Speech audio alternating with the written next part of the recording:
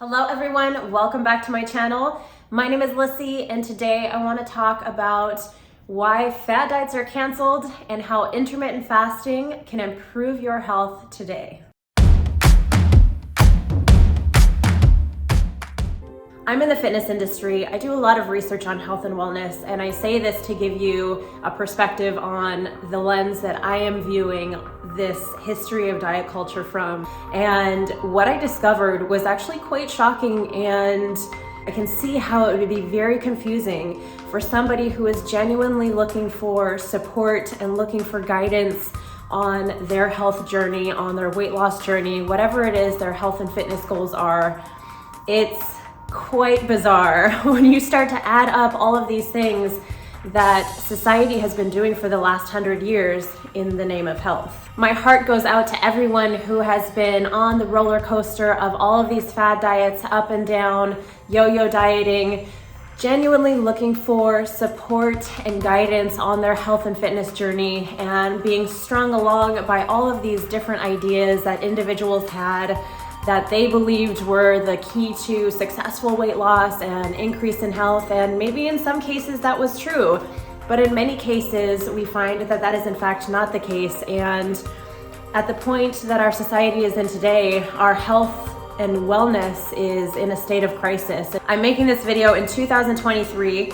If we take a brief look back in history, only 100 years to the 1920s, that's when fad diets really started coming onto the scene, and that's when things really started to get bizarre. Everything from laxatives to diet pills, soaps and salves to attempt to wash away body fat. There was a cigarette diet, grapefruit diet, the Hollywood 18-day diet. In 1961, Weight Watchers came onto the scene. In 1972, Robert Atkins came out with the first version of his Atkins diet.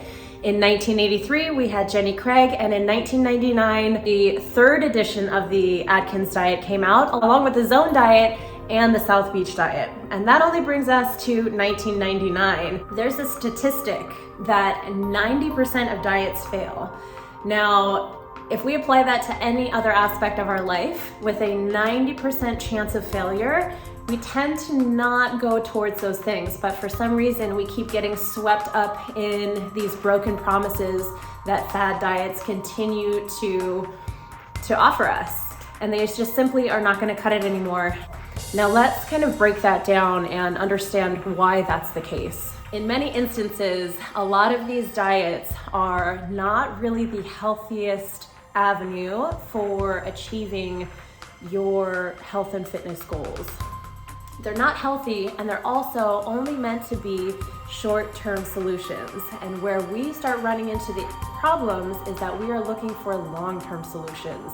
So when we apply a short-term remedy, expecting a long-term solution, then it's gonna fail 9 times out of 10, 10 times out of 10.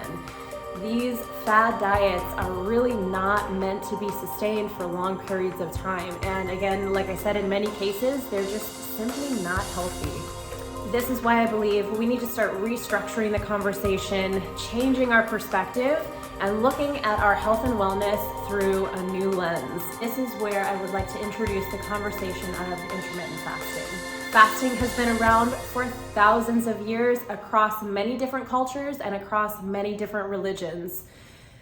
If we look at it from a timeline perspective alone, fasting has been around for thousands of years.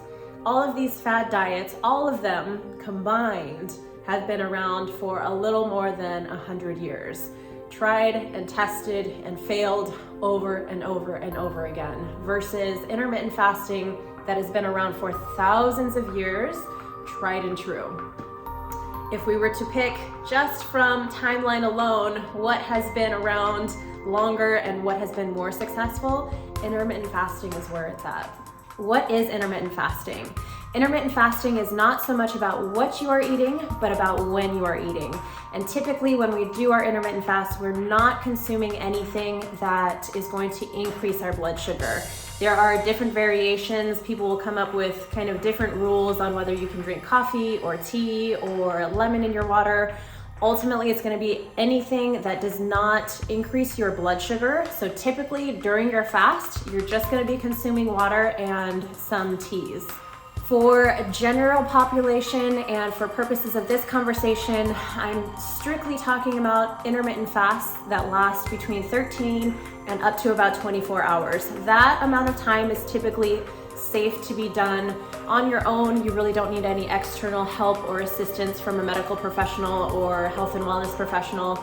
If you are engaging in fasts that go beyond that 24-hour period of time, I highly recommend that you do your research and seek out the assistance of a health and wellness professional, because oftentimes when people are engaging in fasts that go on for that longer period of time, there's a deeper intention of needing and wanting to heal more serious illness and disease in the body. So please make sure that if you are going into fasts that are going to be longer than 24 hours, that you are getting the support for your body that it needs, and we're doing it in a safe manner. Let's talk about what happens when you do begin your fast.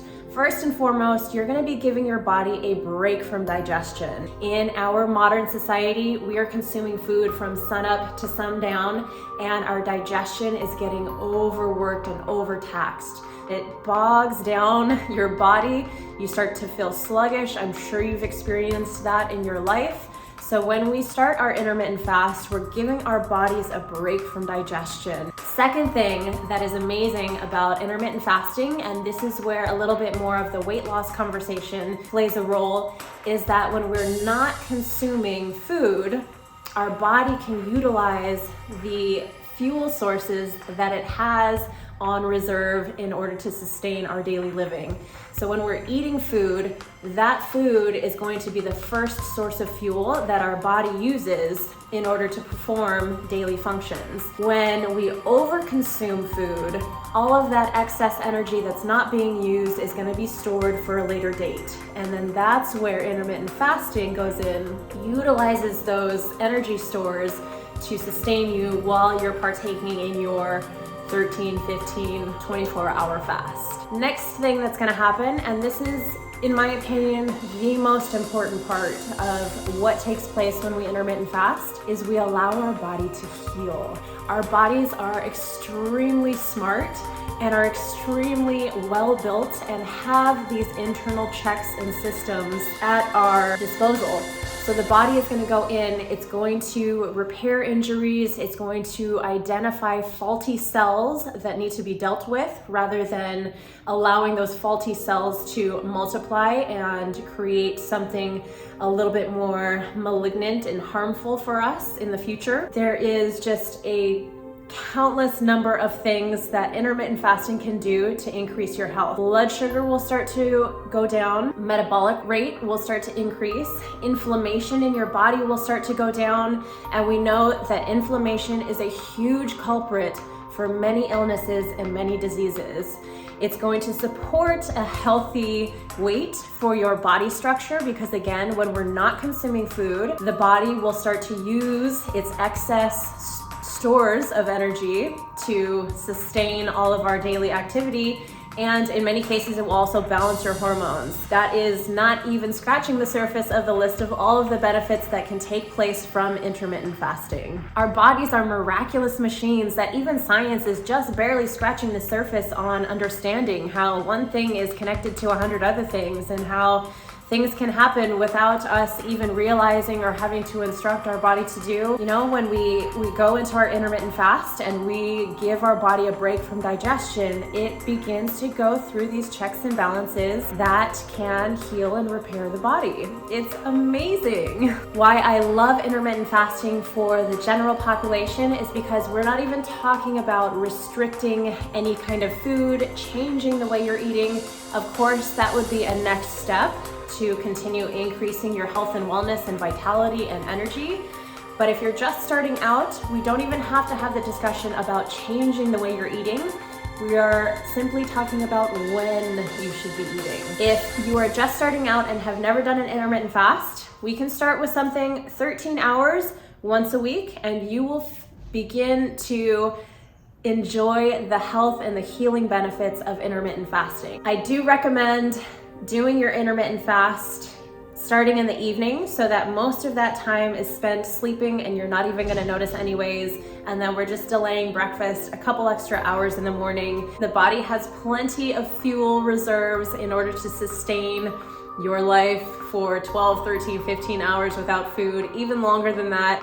If I am somebody that requires 2,000 calories a day to sustain daily living, I'm still going to eat 2,000 calories a day. We're only talking about changing the window of opportunity to consume those calories. You can easily find a way to fit it into your schedule, to find a day that works best for you to do this once a week. Everyone, since the beginning of time, humans have been intermittent fasting. If you've ever gotten blood drawn, you've done a 12-hour fast. All we're talking about is extending that amount of time so that your body gets a break from digestion, so your body can go in and go through those checks and balances.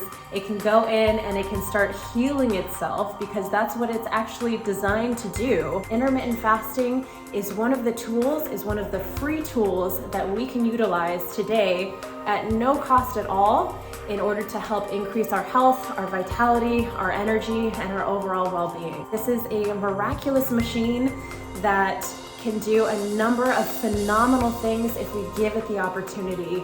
It's free, it's easy to do. If you are new to intermittent fasting, I recommend 13 hours once a week. It doesn't have to be anything big and dramatic and scary.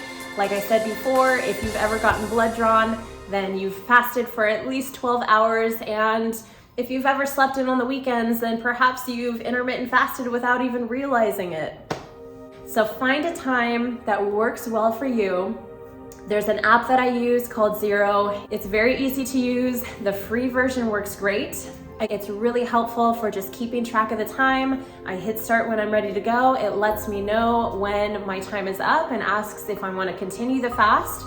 And oftentimes, if I'm feeling good, I really don't have any kind of hunger pains, my energy is good, I will continue my fast. I hope you enjoyed this video. Thank you so much for joining me. If you have any other questions, please feel free to leave them in the comments. Fad diets are canceled and intermittent fasting is where it's at. I hope you have a wonderful day, and I will see you in the next video.